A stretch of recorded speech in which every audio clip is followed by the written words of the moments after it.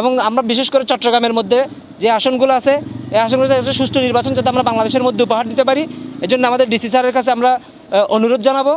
যদি উনি সেটা না পারে তাহলে ওনার ব্যর্থতা দায় স্বীকার করে উনি তার দায়িত্ব হস্তান্তর করুক, অথবা ওনার যদি দালালি করার চিন্তাভাবনা থাকে উনি ওনার পোশাক খুলে ফেলুক।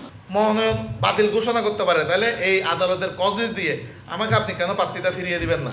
যে ফটিকছড়ি দিয়েছে না, একটা হাইকোর্টের আদেশ এখনও আসে নাই। আদেশ আসার আগেই আমাদের জেলা ডিসি মহোদয় তার নমিনেশন প্রতীক বরাদ্দ দিয়ে দিয়েছেন।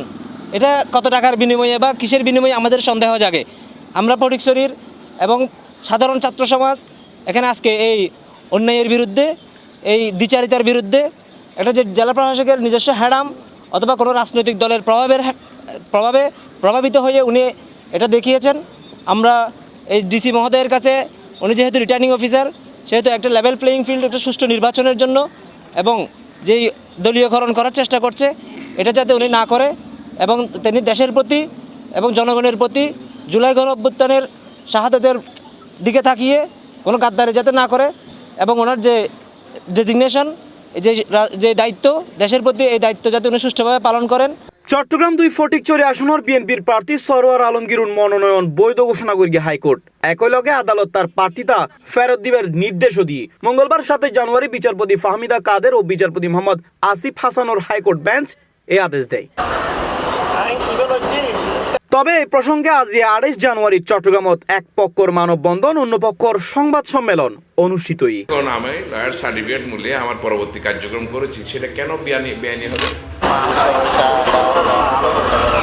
28 জানুয়ারি বেলে ফটিকছড়ি সচেতন ছাত্র সমাজের উদ্যোগে জেলা প্রশাসক কার্যালয়ের সামনে হাইকোর্টের আদেশ ছাড়াই চট্টগ্রাম 2 আসনের বিএনপি মনোনীত প্রার্থীরে প্রতীক বরাদ্দর প্রতিবাদে মানববন্ধন কর্মসূচি অনুষ্ঠিতই।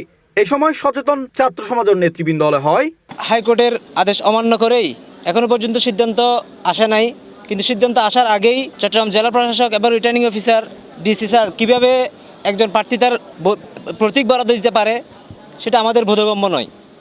আমরা এটা তীব্র নিন্দা জানাই, এবং একজন প্রশাসক হিসেবে উনি দলীয় গোলামি কীভাবে করছে, এবং একটা যে আমরা দীর্ঘ 17-18 বছর পরে বাংলাদেশে একটা নির্বাচনের জন্য আমেজ চলছে এখন, কিন্তু আমরা চাই সাধারণ ছাত্র সমাজ একদম বাংলার আপামর জনতাই চাই একটা সুষ্ঠু নির্বাচন হোক, কিন্তু প্রশাসনের লোকেরা আমরা দেখছি স্পষ্টভাবে দলীয়করণ করছে। এটা আমাদের জন্য অত্যন্ত ক্ষোভের এবং বেদনাদায়ক যে দীর্ঘ 17 বছর পর 2000 শহীদ শাহাদাতের বিনিময়ে বাংলাদেশে যে একটা নতুন স্বাধীনতা আসছে, সেই স্বাধীনতায় আমরা যে ভাইয়েরা জীবন হারিয়েছেন, পঙ্গুত্ববরণ করেছেন, এ ধরনের দলীয়করণ করা, সুষ্ঠু নির্বাচন, লেভেল প্লেয়িং ফিল্ডের নামে তালবাহানা করা, প্রশাসনের দ্বিচারিতা, এগুলা আমাদের জন্য শহীদের ভাইদের জন্য গণঅভ্যুত্থানের বিরুদ্ধে ওনাদের গাদ্দারি বলে আমরা ধরে নিচ্ছি। অন্যদিকে চট্টগ্রাম 2 আসনত বিএনপি প্রার্থীরে প্রতীক বরাদ্দ দিয়ারে কেন্দ্র করিয়ে জেলা প্রশাসক জাহিদুল ইসলাম মিয়ার বিরুদ্ধে অপপ্রচারের বিরুদ্ধে একখান সংবাদ সম্মেলন করি আইনজীবী হলে, যেটা তারা অভিযোগ করে রাজনৈতিক দল তার এজেন্ডা বাস্তবায়নের লাই এই অপপ্রচার চালার। লয়ার সার্টিফিকেট সহ আদালতের কজ লিস্ট এবং আদালতের কার্যতালিকার বিবরণী সহ আমরা রিটার্নিং কর্মকর্তার নিকট আমরা আবেদন করেছি যে যেই মামলার প্রেক্ষিতে যদি আমাকে স্ক্রিনশট দিয়ে যদি আমার মনোনয়ন বাতিল ঘোষণা করতে পারে, তাহলে এই আদালতের কজলিস দিয়ে আমাকে আপনি কেন প্রার্থিতা ফিরিয়ে দিবেন না?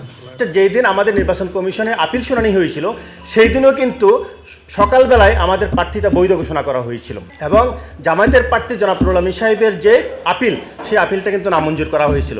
বিকালবেলায় চেম্বার জাজের একটা স্টে অর্ডার, যেটা ওনারা অর্ডার কমিউনিকেশন করেন নাই, শুধুমাত্র লয়ার সার্টিফিকেট কমিউনিকেশন করেছিল, সেই লয়ার সার্টিফিকেট কমিউনিকেশন করার মাধ্যমে আমাদের প্রার্থিতাটা বাতিল করা হয়েছিল। এভাবেই শুরু হয়েগুই নির্বাচনের আগে চট্টগ্রামের প্রার্থী হলর একে অপরের বিরুদ্ধে অভিযোগ দিয়া নেয়ার ফালা, যা চলিব আগামী 12 ফেব্রুয়ারি পর্যন্ত। তবে তারপরে কি হয় তা এখন সাইবের বিষয়। C+ TV, Chittagong.